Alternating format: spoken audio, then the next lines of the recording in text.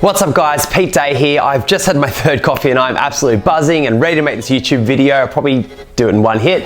But anyway, what I want to talk about guys is group training and how to get the most out of your clients. Now, I've been a group instructor for a number of different years across a range of different formats. We're talking outdoor boot camps, indoor training sessions, almost every different type of format you can think of. I've been there and done that. However, I am still learning like everyone else, so I would love to hear your tips and your experience as well. All right guys, let's just jump straight into it. So here's my top tips for running group sessions. Now the first one, and this seems quite obvious, but be prepared. It's like a presentation. If you know what you're doing within the session and you know what you're running in terms of the workout, it's going to be much easier when things come up, because they inevitably will. So when something changes, it's very easy for you to pivot and you look like you really know what you're talking about. So instead of you standing there trying to figure out what you're doing, if it's all set up, ready to go and you're prepared, it's going to make it much easier from the get-go and make you look much more professional. My second point is introduce yourself to everyone and to the session. When you get there, you need to have a bit of an intro, even if they're all clients you've had before. I get really pumped up when someone comes in and they say, okay guys, here's what we're doing today, and they explain it, they get pumped about it.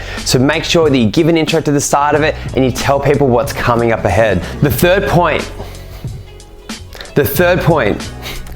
point is get excited about the session. I find that people really feed off energy of the trainer. So if you're there, you're pumped, you're excited, and tell them you're excited, they're gonna feed off that and they're gonna get really excited to jump in the session with you. No one likes a trainer that has low energy. So if you come in there, you're pumped, you're telling people what's happening, you're telling them you're excited, they're gonna pick up that vibe. Essentially, you are the vibe of the class and of the session. So you almost dictate the energy levels of the session. So how energetic you are, clients will feel that and feed off it. The fourth point I'll bring up is try to remember everyone's name.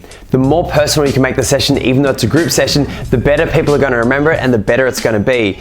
As best as you can, try to remember people's names throughout the session, and when they leave, say their names. They're going to feel really a part of the session and they're going to feel like you remember them, and that's a really, really important thing. So make it as personal as you can. Now the fifth thing I'd say is be inclusive. Make sure everyone is involved from the get-go. If they don't know anyone, introduce them to other people within the session, get them involved, bring that community together, bring that group together, because the more that they're talking with another, the more they're going to enjoy it and the more the atmosphere is going to lift as well. So try to get everyone involved. Now the sixth thing I recommend is be one-on-one, but also don't forget the group. Now what I mean by that is make sure you're going up and giving people one-on-one coaching, particularly when it comes to things like technique, and encouraging people.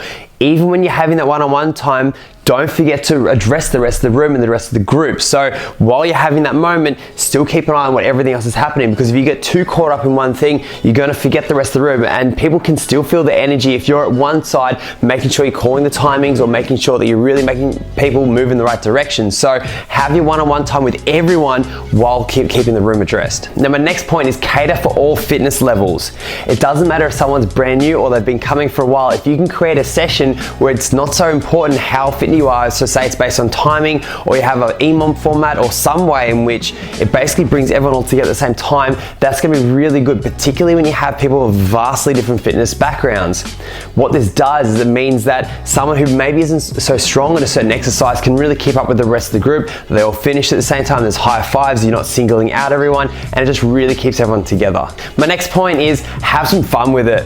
I know it sounds basic, but if you're having fun, you've got a sense of humor, you're joking around while still running a really tough session, people are going to respect that, they're going to really feed off it, they're going to have a good time, and guess what, they're going to be coming back. So have fun, be motivating at the same time, be highly energetic, but really be onto people when it comes to technique and really own that room. Lastly, I'd say congratulate everyone when they finish. Do high fives, fist bumps, whatever it might be. Just make sure you congratulate everyone, really say, hey, great session, they're going to feel a part of it all. At the end of the session, it should feel like a sense of achievement. So by adding this in, it not only concludes the session, it also gives them this heightened sense of, hey, I did something really cool just then, or here's what I completed. So make sure you add a bit of a congratulations, however it is in your sense, or however you want to do it, but make sure you add a congratulations in at the end of the workout. Thanks so much for watching this video, guys. Really hope you enjoyed it. I know it was a bit of a quick one, but I just wanted to give out some quick tips from my own personal experience. And I know there's a lot of really, really good trainers out there.